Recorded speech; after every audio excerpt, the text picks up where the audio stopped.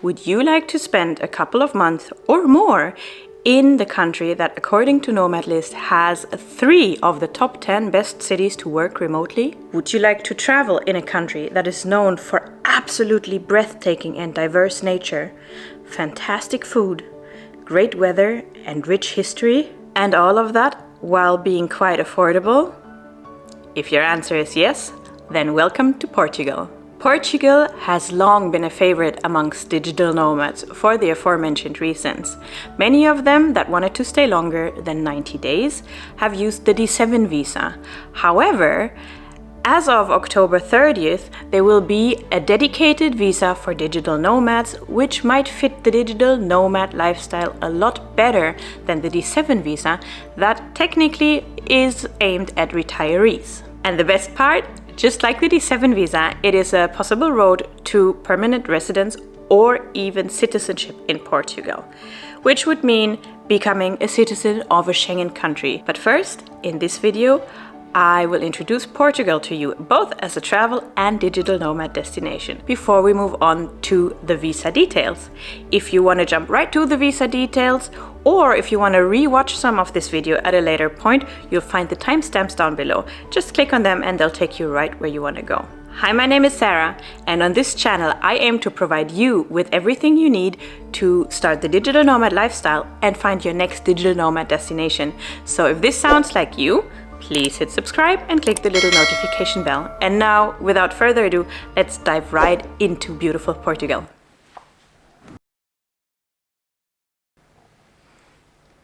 Portugal, or officially called the Portuguese Republic, is a European country, part of the EU and the Schengen zone. It is located on the Iberian Peninsula of southwestern Europe. It has a population of about 10 million people, and it also owns territory in the Atlantic archipelagos of the Azores and Madeira. It features the westernmost point in continental Europe, meaning the closest point of Europe to the North American continent, and its Iberian portion is bordered to the west and south by the Atlantic Ocean and to the north and east by Spain, which actually is the sole country to have a land border with Portugal. Portugal's language is Portuguese, not Spanish. Portuguese is the same language that is, for example, spoken in Brazil, and its currency is the euro. Portugal's climate is Mediterranean, meaning that it has hot summers and mild winters, although this depends a little on where in the country you are. While Portugal is a small country, it is also a traveler's dream. Not only because of the mild climate, it has incredibly varying landscape that is a paradise for nature lovers.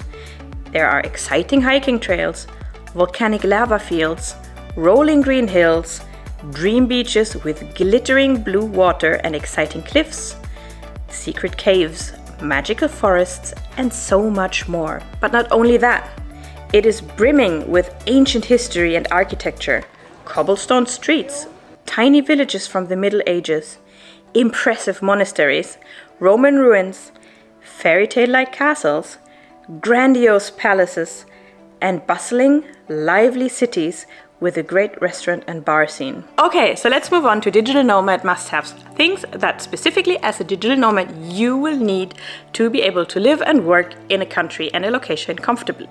Number 1, always, is of course internet. Without that, you can't do your job. You can't be a digital nomad. Internet in Portugal is excellent. Wi-Fi is fast, stable, and reliable. And there are plenty of restaurants, cafes with public Wi-Fi, and Portugal is basically covered in co-working spaces. In the big cities, it feels like there's a co-working space around every corner. Let's move on to infrastructure. Number 1, to help you get to and from the country, but also to travel within the country and help you to discover and see and experience as much as possible during your stay there. Portugal is a very popular tourist destination, which means that tourism infrastructure is very well built out. It has 3 international airports and about 30 domestic airstrips, so flying in and out is no problem at all. It has a highly developed railway system and railway network and a fantastically working bus network. And in the bigger cities, like for example Lisbon or Porto, you also have a very well developed public transport system. So if you decide to live in one of those places, you will be able to get around with that just fine. Accommodation, where to stay. Well, since Portugal is such a big tourism destination, of course you have plenty of hostels, hotels, Airbnbs that you can book and stay in. But you could also find plenty of apartments that you could rent if you decide to stay a little bit longer. This, of course, will be a lot cheaper than staying, for example, in an Airbnb. There are also a couple of really beautiful digital nomad co-living spaces, like the one in Madeira that we will be covering a little later on. These are, of course, a little more expensive than, for example, renting your own apartment, but the benefit of them is that they really provide everything that you need to live your digital nomad lifestyle. Plus, you have a digital nomad community. They do things together, excursions, surfing, whatsoever. So if you're afraid of not meeting any friends and feeling a little lonely, or you generally just crave a little more community, maybe this is a good place for you to start. Now that we've covered that, let's move on to cost of living. I can always warmly recommend the website Numbeo, because Numbeo is crowdsourced, so it gives you a really up-to-date and diverse set of information on prices in a country. For this purpose, I've taken the average cost of living prices in Portugal, but if you want to go to a certain location, to a specific city, for example, you can also search for that on Numbeo. By the way, this is not sponsored. I just really think that it's a great website. Okay, so an inexpensive meal in a restaurant will in average cost you about 8 euros in Portugal. A cappuccino will cost you about €1.40. And a monthly transport pass in one of the bigger cities will come at around 40 euros. Internet for a month will come at around 33.56 euros. And basic utilities for an 85 square meter apartment will cost around 110 euros. A one-bedroom apartment in the city center will cost you average 706 euros, and an apartment outside of the city center will cost you approximately 565 euros. Now keep in mind, these are average numbers for the entire country. So meaning in Lisbon, for example, prices will probably be a lot higher, and in other places they will be a lot lower. So now that we've established that, let's talk a little bit about where you could actually meet other expats and digital nomads. Which cities are popular with them? This hopefully will help you make a decision of where you want to move. Generally, you will be able to meet more digital nomads in the bigger cities. Here you will also have better digital nomad infrastructure, like for example, co-working spaces, bars and cafes with Wi-Fi, more nightlife, more bigger expat groups on Facebook, and just generally more opportunity to connect and meet other people. On the downside, these places are usually also much more expensive. On the other hand, the digital nomad community might be smaller in smaller villages, smaller cities and calmer places, and the infrastructure won't be as developed as in the infrastructure of co-working spaces and so on. But if that is something that you are not necessarily dependent on or into, these places will provide you a fantastic place to stay close to nature for a lot less of the cost. So let's have a look at a couple of options here, shall we? Let's start with the capital, Lisbon.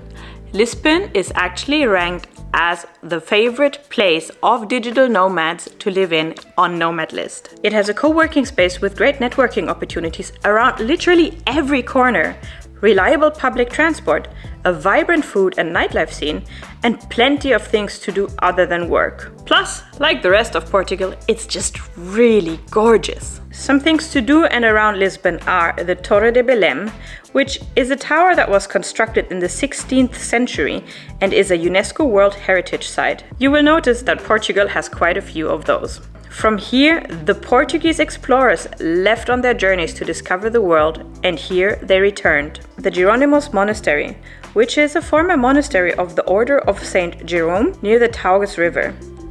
It too is a UNESCO World Heritage Site and was built in the 1500s. Many great figures of Portuguese history are actually entombed here, including the explorer Vasco da Gama, who spent his last night in Portugal in this spot, praying together with his crew for the success of their excursion to India. Just imagine how these explorers must have felt, getting on a ship, sailing into the unknown, never knowing if they would return, never knowing what fate they would meet and if their families would know what happened to them or if they would ever see them again. Sintra. Lisbon is actually a great starting point for a day trip to the magical mountain town of Sintra, though staying at least one night in the beautiful city might leave you with a better experience. Particularly during the tourist season between June and August, Sintra is packed with tourists, and you will have a much nicer time exploring if you can manage to come visit during the shoulder seasons, so you will avoid spending the majority of your day waiting in various lines. Sintra is known for its brightly colored Pina Palace, which on a bright day can be seen all the way to Lisbon. Or you could explore the ruins of Moorish Castle, built in the 8th century under Islamic rule of the area, before the rule over Sintra was placed into the hands of a master of the Knights Templar. For a more general exploration of Lisbon itself, a ride on tram 28 is perfect.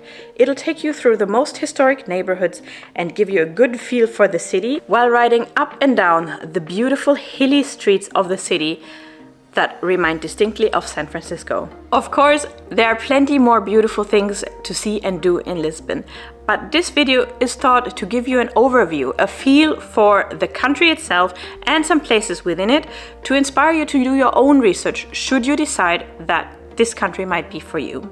So let's move on to the next one. Porto. Porto is the second largest city in Portugal and home to the famous port wine. It is generally a region where a lot of wine is produced, so if you are interested in that process, this is a place where you can visit a lot of beautiful wineries. A beautiful place to have a meal, a cup of coffee or a glass of wine and just sit and watch people and enjoy Portuguese lifestyle is the Cais da Ribeira, which, yeah, you guessed it, is awarded UNESCO World Heritage Site and is Porto's waterfront. Actually, this place just used to be the general case of Porto, but in recent years a lot of money has been put into it to spruce the area up and make it kind of hipstery touristy. Aside from exploring the beautiful landmarks of the city, there are two special activities you shouldn't miss in Porto. First of all, the Livraria Lello. This is an absolutely stunning bookstore. Actually, Harry Potter author J.K. Rowling lived in Porto for a couple of years as English teacher, and it is said that she took great inspiration for Hogwarts from this bookstore. Can you see why?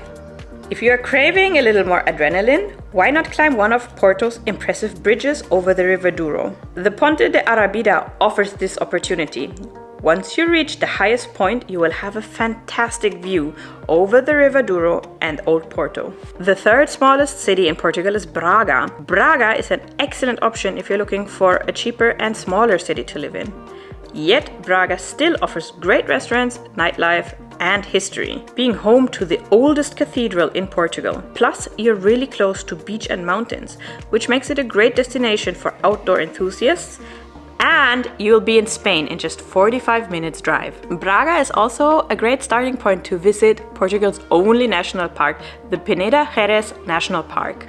It's about 40 minutes drive from the city. It's not only a great place to hike and watch impressive waterfalls, you can also explore beautiful villages from days long past. And there are supposed to even be some wild wolves left in the area, living in the park, although they are very rarely seen, so I don't think you have to worry about them. Leaving mainland Portugal, let's move on to the archipelagos. First on the list is Madeira. Madeira is an absolute digital nomad hotspot, and it is where the aforementioned digital nomad village is located. If you will look at a map, you will see that Madeira is quite far off Portugal's mainland. It's a lot closer to the northwestern coast of Africa, which of course influences both its nature and its climate. Madeira is also called the Hawaii of Europe. In total, there are 4 islands and they have a distinctively tropical feel and are an absolute paradise for water sport enthusiasts and outdoor lovers. In the highlands of the island, for example, Fanal Forest is an absolutely mystical experience for every nature enthusiast. Some of the trees here are over 500 years old, and the forest is often shrouded in clouds, which makes you feel like you are in Fangorn Forest of Tolkien's Lord of the Rings, waiting for Treebeard to step out of the mist. If you're wondering where to stay in Madeira, Funchal is the capital and probably the place where you will find the most digital nomad-friendly infrastructure and the most things to do. And since we're talking about Portugal's archipelago, there's one missing, and that's the Azores. So let's move on to them. One thing that you should probably go and do here is to hike Portugal's highest mountain, the Pico. Mount Pico is actually located on the island Pico and is the 3rd highest volcano in the northern hemisphere of the Atlantic Ocean. It is also secretly one of the top 10 highest mountains in the world, though it doesn't look like it. This is because what we see of it is only the top piece of the mountain, whose main parts are hidden in the Atlantic Ocean. It is, however, a relatively tough and steep climb of around 3 hours, but even generally the Azores are worth a visit. They are Portugal's second archipelago in the Atlantic Ocean, but as you can see here, they are kind of far off into the other direction. Due to the volcanic origin and the high humidity of the area, not because of rainfall, but because the peaks of the mountains kind of catch the clouds, they are like a sight from a fantasy book. They have deep green, lush meadows, a mystical forest met with rugged volcanic black rocks and basalt structures, and a coastline that is constantly hit by the strong waves of the Atlantic. And because of the volcanic origin of the islands, you will even be able to enjoy bathing in some volcanic hot springs. The Algarve is a beach lovers and surfers paradise. The coastal town of Nazaré, for example, is where the world's biggest surfable wave of over 100 feet was recorded. This is due to some underwater canyon in the coastline. Apparently, there even was a Netflix documentary about this wave. When you are at the Algarve, one of the absolute must-dos is exploring the possibly most stunning of the many caves that are hidden in the rugged coastline. And that is the Benagil cave, which is a really interesting grotto. It has a hole in the ceiling, but it is only accessible by water. So, for example, by kayak, by boat, or by stand-up paddleboard. And it has actually been rated one of the best sea caves in the world. There's another really special, haunting experience in Portugal. Portugal actually has several bone chapels. These are places of worship which are decorated and covered in patterns of human bones. And it's a really deeply moving and thought-provoking contemplation about the passing of time and human mortality. One of them is the bone chapel at Alcantarilha, and the other one is in Évora. But these are only two of many. But even aside from these admittedly very special places, Portugal is an absolute paradise for history buffs. It is one of the oldest countries in Europe, and it has gone through centuries of history. Actually, to me, this is one of the charm of this small country.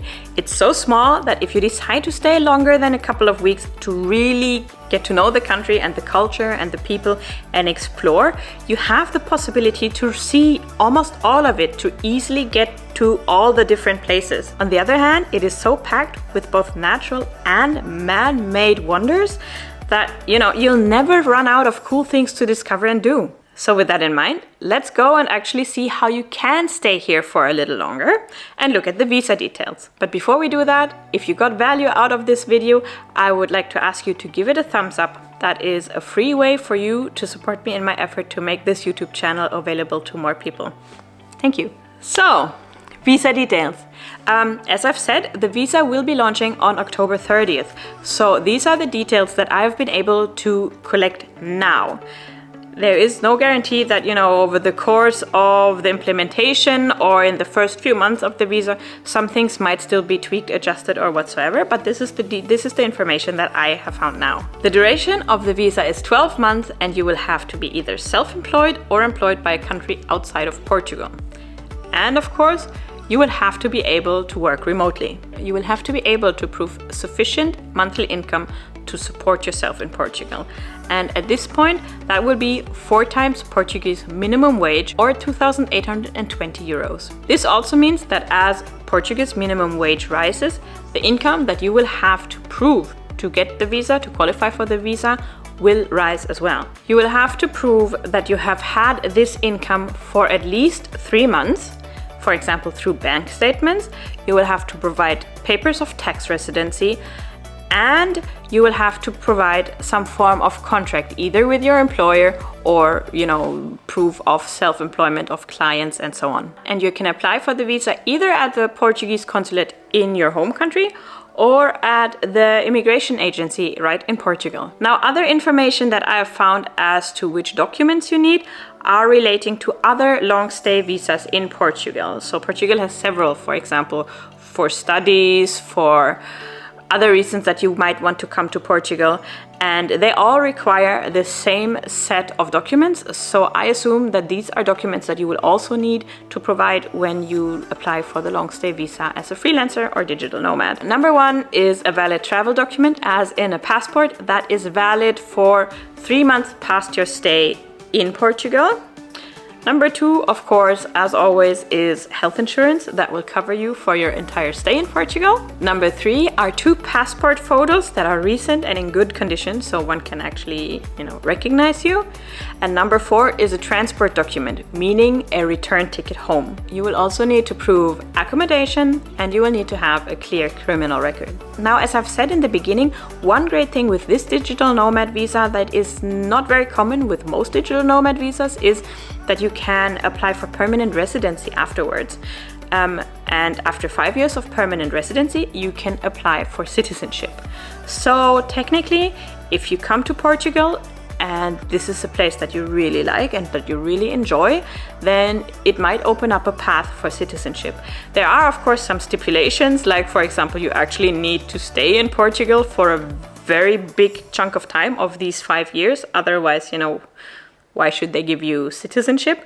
But generally, Portugal is one of the more generous countries when it comes to allowing people to become citizens.